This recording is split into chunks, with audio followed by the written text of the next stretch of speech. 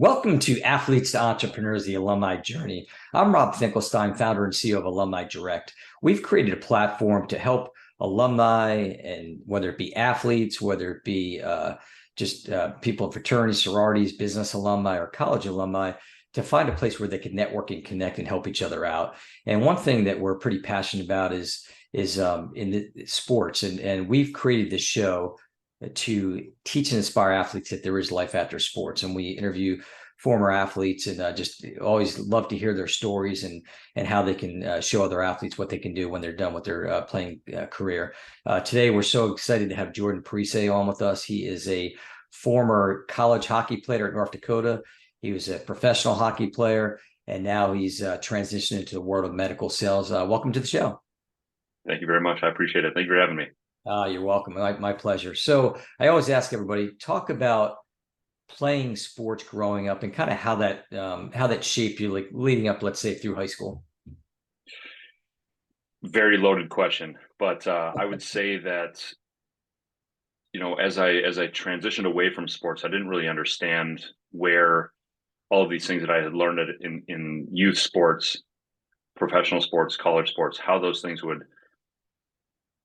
where they were aligned with the business world and where I would end up landing once I got out of it. And I didn't really understand the value of that, that businesses are looking for guys that are coachable, that have worked with teams before, that can persevere, that understand discipline, all of these things that were sort of innate that I just learned through the course of playing youth sports, college sports, high school sports, all these, and of course, professionally. I didn't really understand how those were going to fit in.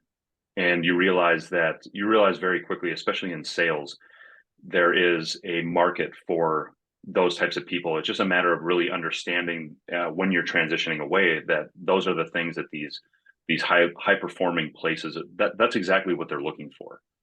And so, I didn't realize it at the time. And then once I started to throw my name in the hat, try to and understanding business and understanding how these things were applicable, it became very clear to me that all of these things that I had learned as an athlete were going to could complement everything that I was going to do afterwards. Yeah, it's interesting because I think most athletes that I've talked to say the same thing. I mean, just it's those skills and just the things that going through that whole development process through sports, which really help, and which we'll talk about more later on. So when you were a kid, did you dream about being a professional athlete? I would say, of course, I dreamt about it. I just didn't really know. I didn't really know how I was going to get there. I had a dad that was a professional hockey player too, and so a lot of people will ask. My brother became a pro as well, and a lot of people will say, I imagine that your dad was extremely hard on you as you were growing up as kids because he understood how hard it was to actually get there, how much hard work you had to put in this, how much discipline there was to it. And the opposite is actually true. It's really fascinating. My dad told a story where when we were really young, we were on the ice. We were just, both of us were kind of messing around. And of course, he was not happy about it. And we were very, very young at this point.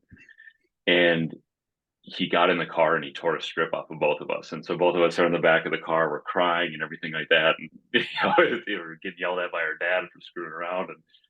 And I talked to my dad about it later on because I don't remember that. I obviously don't remember this, but he said that it was at that exact moment where he had this epiphany and he saw his kids in the back crying and he just said, I am never going to do that again. I'm never going to put my kids in that sort of a position again. And so what he did from that point forward is he had a sole focus on, as long as you do your best, that's all that you can do. And so as I look back as an adult, I found it to be very fascinating that when we were in the car, we're 7, 8, 9 years old, we would ask our dad, hey, how do you think that we played? And he would immediately turn it back on us. And he would say, well, how do you think that you played? Did you do your best? That's great. And if you can think about this as a 9-year-old kid, 8-year-old kid, you have to actually self-reflect at that point, and it becomes very real. I see a lot of parents saying, even if their kid was doing terrible or if he was screwing around or whatever, they would just say, "Oh my God, you did so well out there," and kind of make the kid feel like better. But you have to understand, I feel you have to understand that like those kids are asking that question usually from a space of insecurity. And so they're looking to the person that secures them the most to help them feel better about themselves. And I'm not saying that my dad didn't make us feel better about ourselves, but he recognized that we were doing that out of a place of vulnerability and fear because he knew, or we knew, that we did not do our best. And we knew that we could have done better. We could have been better. And he would immediately flip that back on us. So there was a very, very early period of time for us where there was a lot of just looking yourself in the mirror and saying, did you do your best? And that was literally the benchmark for him. As long as you did your best, as long as you do your best on a daily basis, wherever the chips fall, that's where they fall. Yeah, no, that's great. I mean, that's good coaching. I think a lot of you have me reflecting back on how I did it. I coached my son for many baseball seasons, and now I'm reflecting back a little bit too. But one question that comes up sometimes, I haven't asked it on the show in a while, but talk a little bit about social media. So I mean, you're definitely younger than I am. So talk about how, like, was it prevalent, let's say in your college years? I mean, obviously it's a lot different now as far as being coached of how to handle social media. Yeah. So no, social media was not a big thing for us at all. When we were growing up, I still had a Nokia phone that you could play Snake on in college. So there was no videos or anything like that were going on. What I would say about that is the first time that there was a period of time where, say, like Instagram was coming out, and the first time that I recognized, like, wow, this is such a bizarre thing, is I was at we were at a 4th of July party. And at the 4th of July party, I had a buddy that was there, and his wife was all over him that day. And, he had maybe a couple too many drinks. It was 4th of July, and she was just all over him and pissing him. And I watched this whole thing play out. And then the next day on Instagram, she had posted all these pictures like, oh my God, this was the best time of my life. And I'm like, I was there. This was not the best time of your life. And there was this really weird moment where I was like, there is the possibility that people are not being truthful on this. Yeah. This is crazy. And of course, we know this now for real, that all of these people are putting on this glamorous life, this, hey, everything is great for me. And so it's leading to a lot of people feeling extremely inadequate. Yeah. And believing that their life is not as great as it could be because somebody else's life looks like it's way better.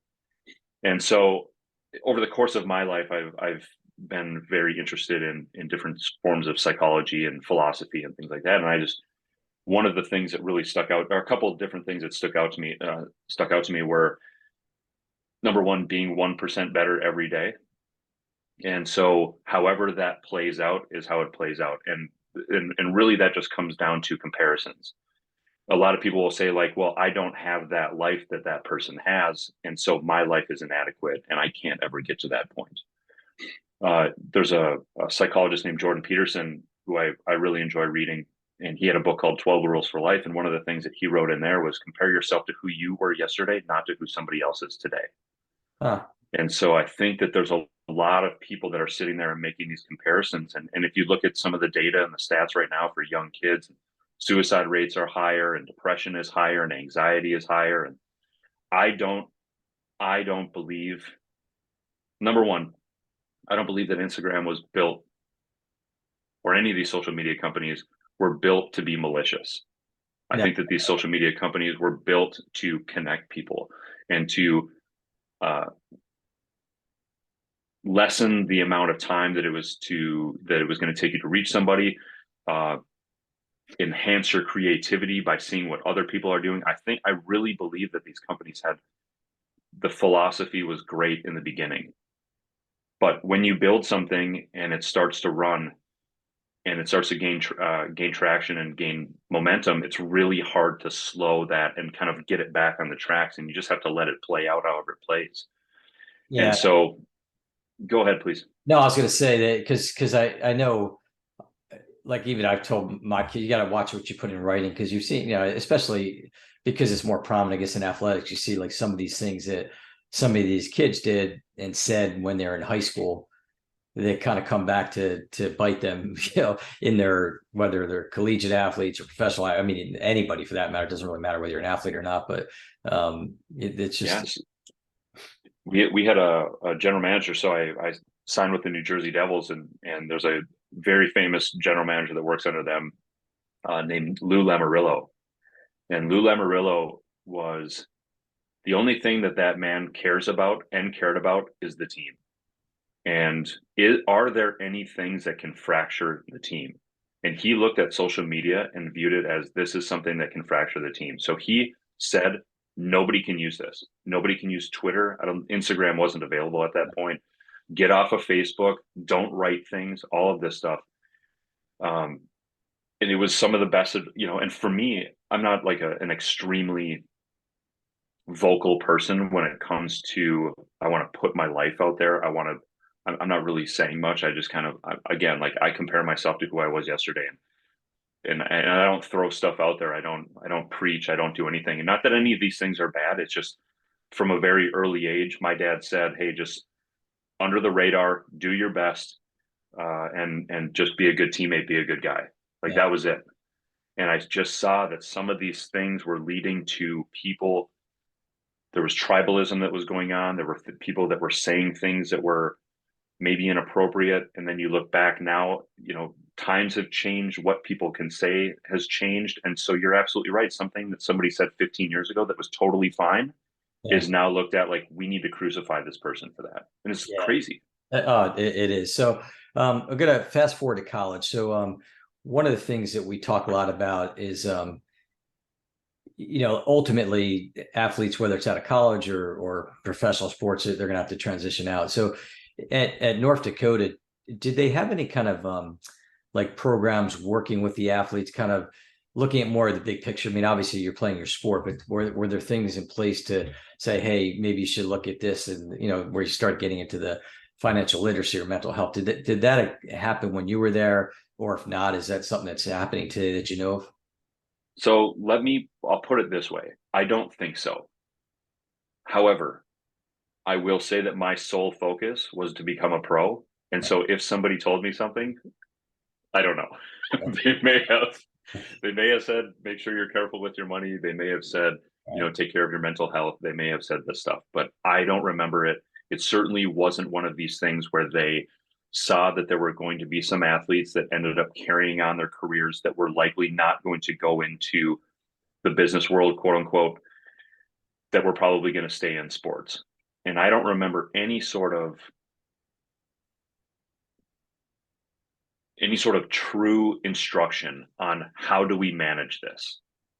There was nobody that was coming back that had been a pro, for an example, that had retired, that said, hey guys, like, I just want you to be aware of this. Like, this is what's going to take place. You have a very small window to make money. Some of you aren't going to make money at all because you're going to be in the minors or whatever it is. And some of you are going to get hurt early. And nobody was saying any of this stuff. So in my vision, it was, this is just kind of how my personality is anyway. I saw a goal and I saw what was going to take to get to that goal. And there was nothing that was going to stop me from achieving that until things started stopping me from achieving it. Oh no, for sure. Yeah, it's hard. And I guess it brings up an interesting question. So now reflecting back on it, what do you think can be done? Like, how can you get in that athlete's head for them to look at some of those other things? I mean, now that, because you've gone through it yourself now, like you talked about, like nobody coming back, but I mean, can you think of a way that would have gotten through to you, the younger you, that would make, that would make an impact where you would listen to these things and not just think about the sport?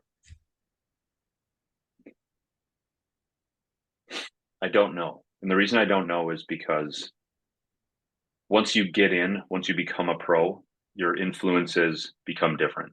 Right. And as much as I want to say that if somebody came to me and said, hey, don't go and buy a car with your first bonus check, when you become a pro and you see all these people that have these nice cars and you're still driving your 96 Ford F-150, like, you're going to want to get another car.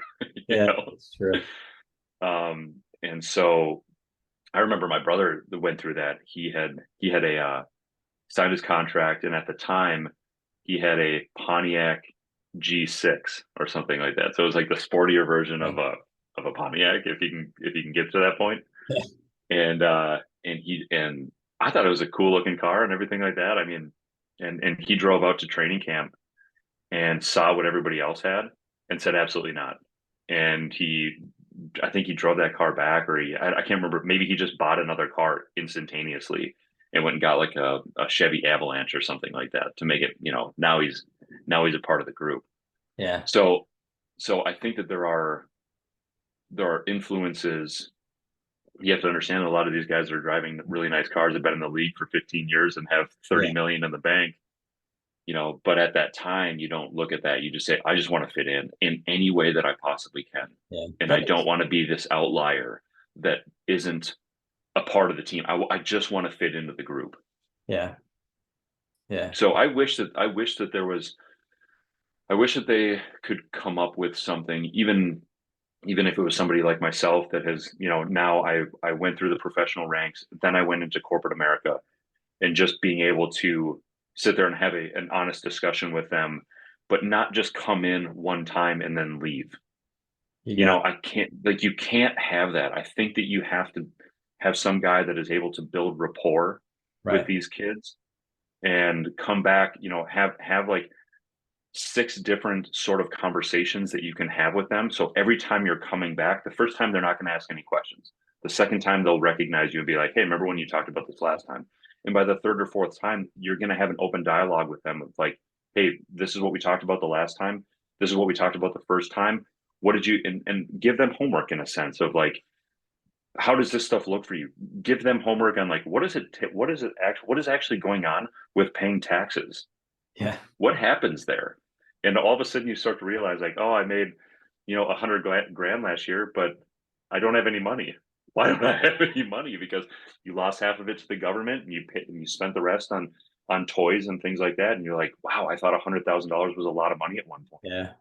No, that makes sense. And I think that's what we're trying to do at Alumni Direct. We're talking about ways where we might be able to get into schools, and work with the athletic department. And a lot of them, they have different resources now, but to truly come in kind of a SWAT team approach with, and I know you and I talked about this a little bit offline, but just, bringing in like, again, that financial advisors, the mental health practitioners, athlete transition coaches to develop a curriculum, to your point, that's not just a one-time thing, but it's something that not only the current athletes can experience, but also that could be offered back out to alumni athletes that might not have had that support when they were there.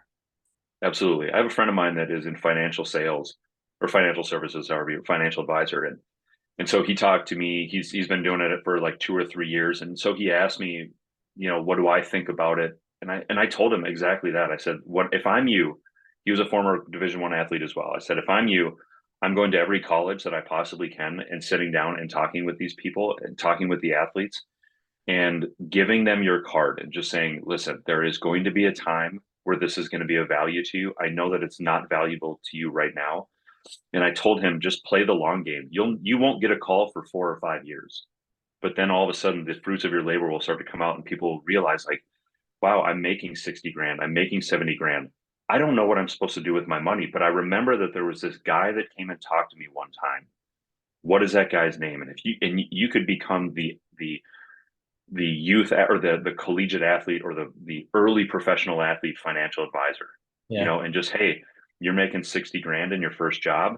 This is how much debt you have with school. This is how much you should be putting away if you can. This is what you should be looking for is, a maximum car payment. This is what you should be looking for rent. Like something, has to be at least some sort of plan. Because even to this day, I've had very, very few conversations with financial advisors of what does this actually look like when I'm 65 years old? Right. Am I anywhere near the path that I should be? And if I'm not, can you just instruct me a little bit about how I change my mindset on finances and how I change my mindset on saving, on investments, on multiple streams of income? Like, no idea.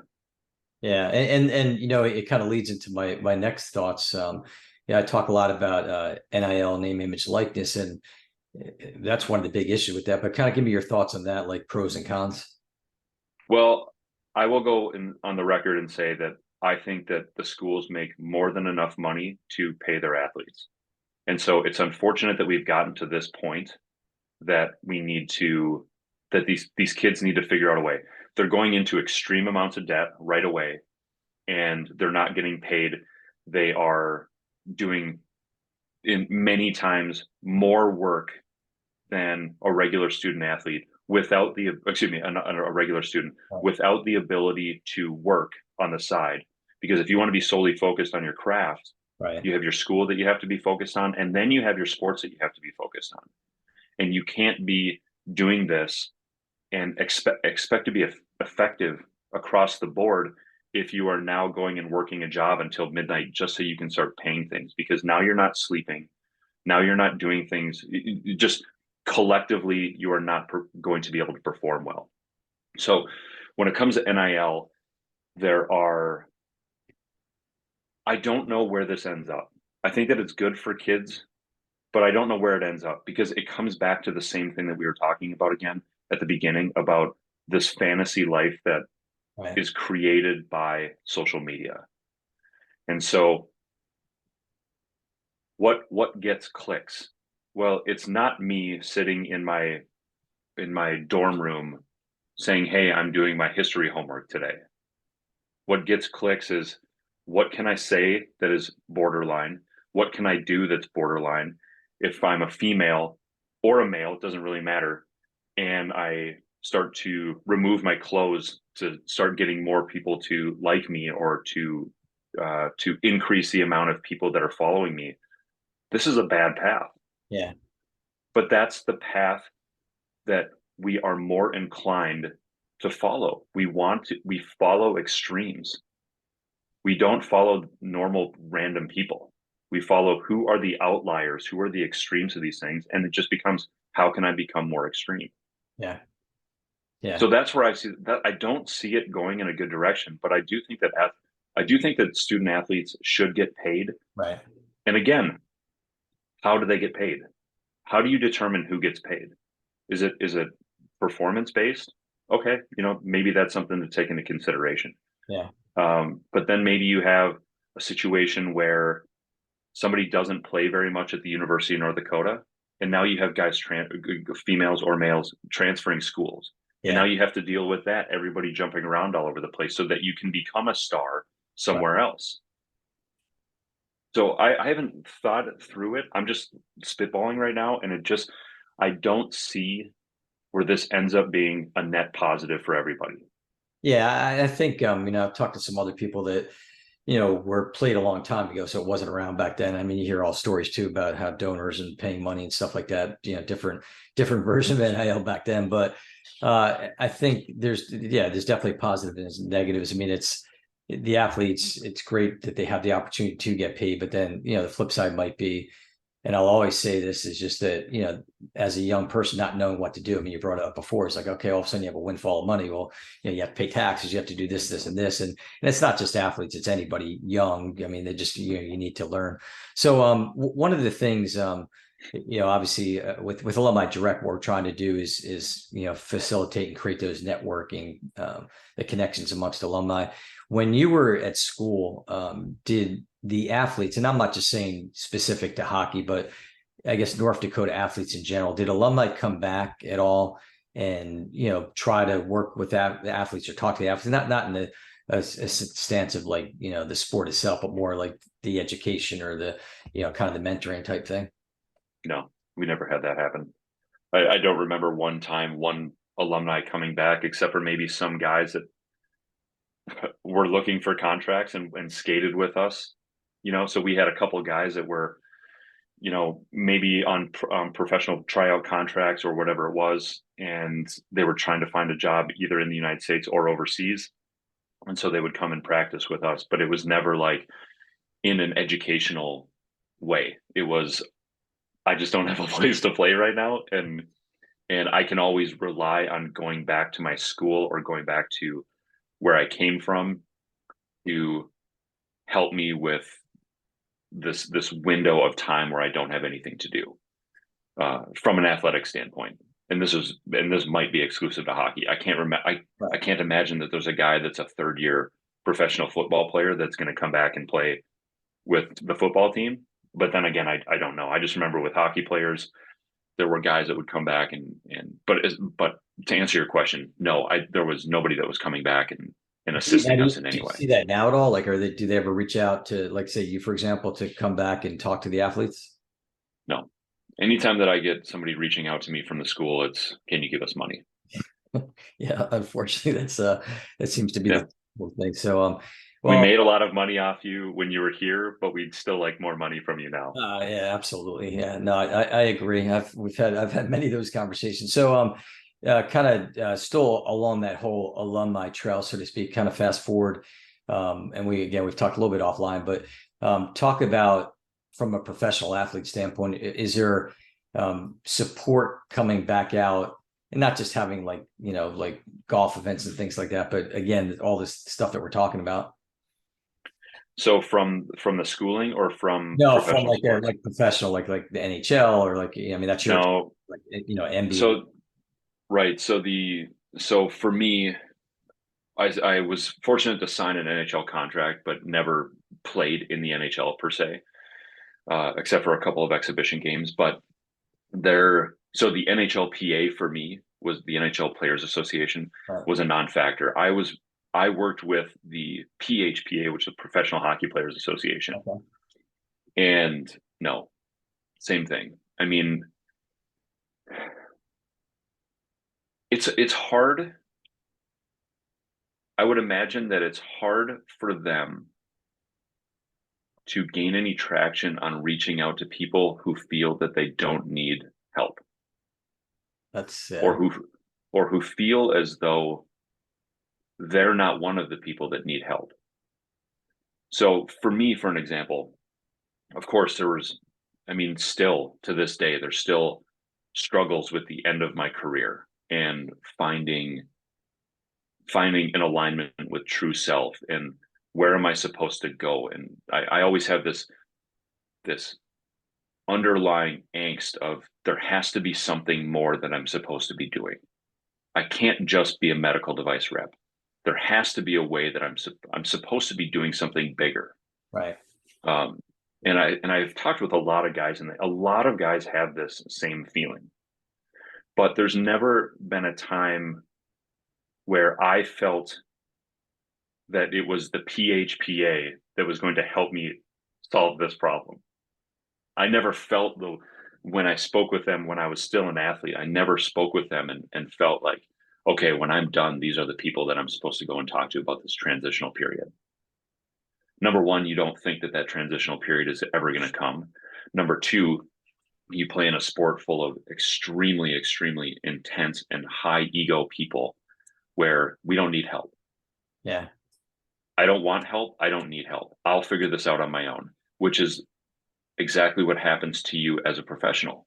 Right. Now, I've spoken with a guy who was my trainer when I was in the minors, and he now works with the Nashville Predators.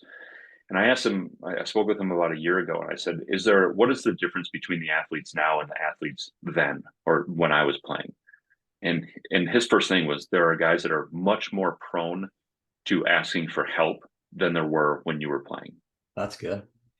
And I think that because of a lot of the discussions around mental health, of course, for better or for worse,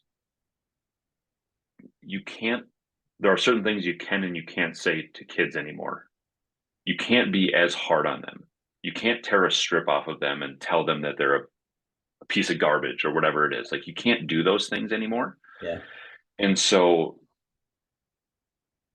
when they were doing that, these were a lot of things that were just like, yeah, it was probably good for me to hear. But as an adult, I look at that and it's just like cause for a lot of suppression of emotions and feelings of how did that actually make me feel? How do I actually respond to something like that?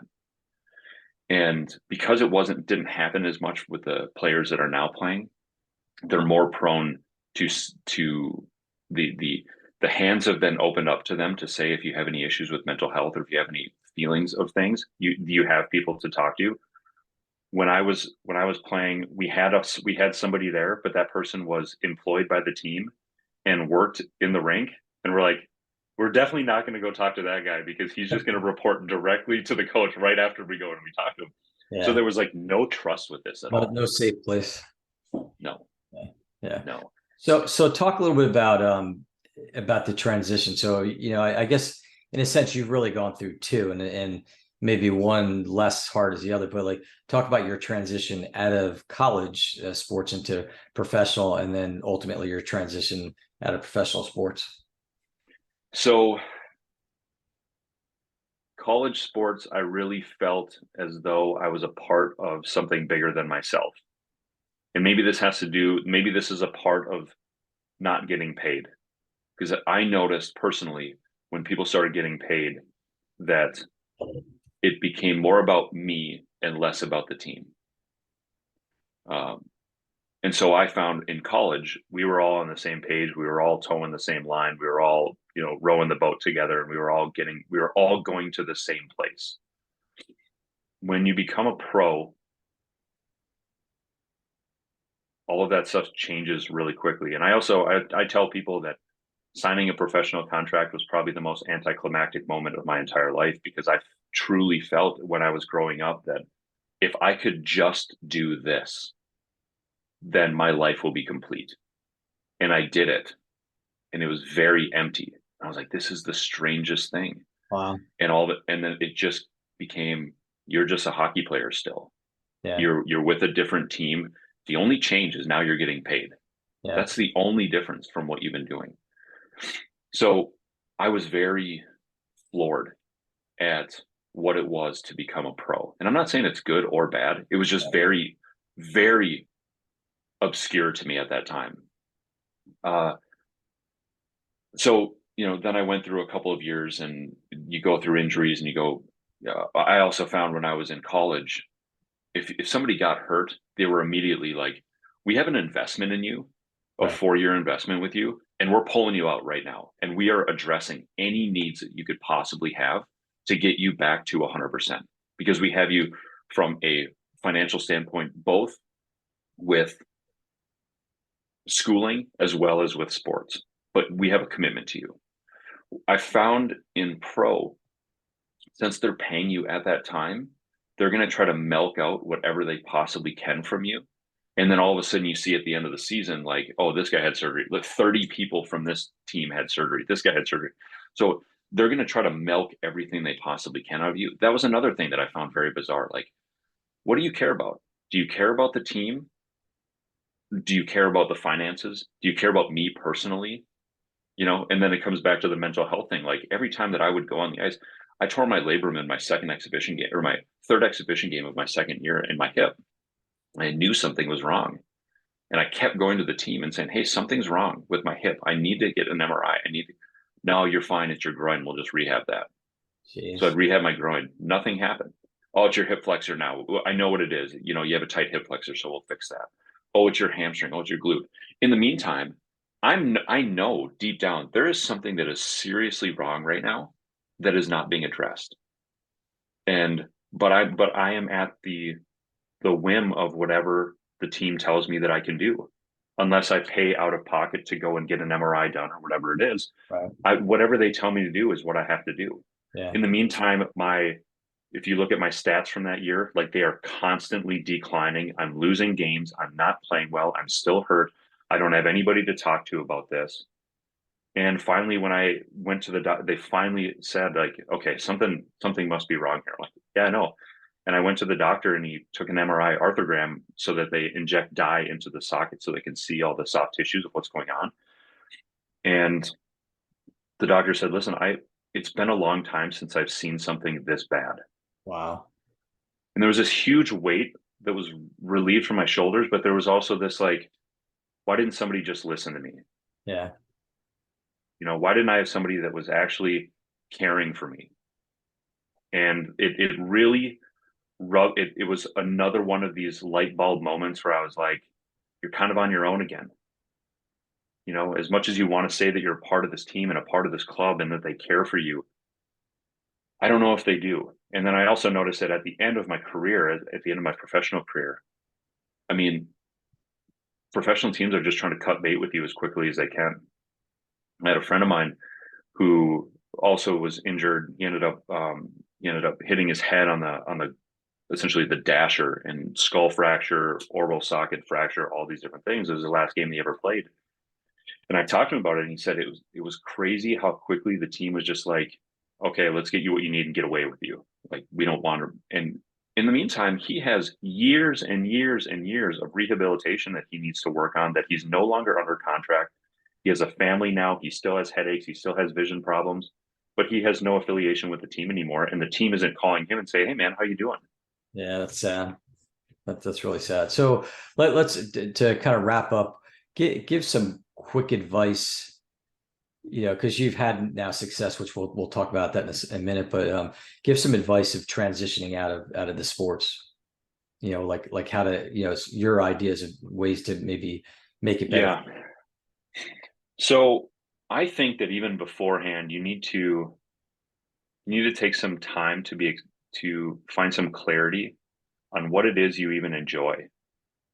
That was a really difficult thing for me to understand, because I enjoyed one thing and I did that thing my whole life, or until 31 years old. And so the idea of, okay, you're done with that now, go do something else. I'm like, I don't know what I want to do. I have no idea. So I think that starting to really hone in on what are the things that I enjoy. Do I enjoy electronics? Should I go to school to become an engineer? Is this something that I enjoy doing? Do I enjoy health and wellness?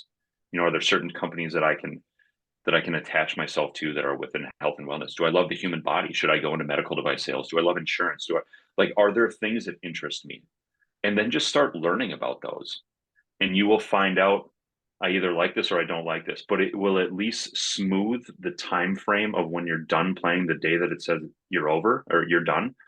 It'll at least smooth that transition period. For me personally, I got done playing. I had a friend of mine that said, hey, if you like, or if you're thinking of retiring, you should look at medical device sales. I know a guy that's hiring. I said, okay, cool. I didn't make enough money to take a year off, 2 years off to figure this stuff out.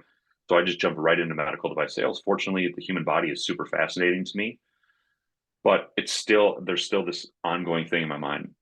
I've been doing this for a decade now, and it's just constantly, I'm just foot on the gas pedal, always, always, always. But there's never been this, let's just sit back, think about this, really try to understand, what is it that I enjoy? What is it that interests me? And let's start to pursue that path. So I would say that before you get done, really really honestly take some time and just, what is it that I enjoy? And start digging in a little bit, because the time that you're done comes very quickly, and it comes very abruptly. And you'll realize that once you are done, all the people that were there saying, oh my God, you're so amazing, we love you, we're here to help you, all of a sudden those people go away very quickly. Yeah. And so you're just left alone. Oh, that's like it. Well, hopefully this has been enlightening. I mean, there's a lot of good nuggets there, and I think it just obviously there's a need for help out there, and I think it seems like there's a lot of people starting to notice that, and hopefully it gets better. And people like yourself, myself, the company, we can make make an impact in this. How can people find you? Again, I'm kind of a silent guy, so there's I right now, as sort of a side project that I do, I work with kids. I live in Washington right now, but I run hockey camps in Washington. Okay. Excuse me, in Utah. So I have a hockey camp. I have a website, parisehockey.com. But I don't post anything. I don't do anything. I'm a under the radar guy. So No, and that's that's great. That's great that you're going to that, and I think the hockey camp. So we definitely need to check out the hockey camps. Everybody out there, we'll put that in the show notes. And to find Alumni Direct, you go to alumnidirect.com, and the show Athletes Entrepreneurs, the Alumni Journey is on YouTube. Follow us there, as well as the different podcasts, and it's something we definitely want to make an impact out there. And Jordan, we really appreciate your time today. thanks, Rob. I appreciate it. Have a good one. Yeah, you as well.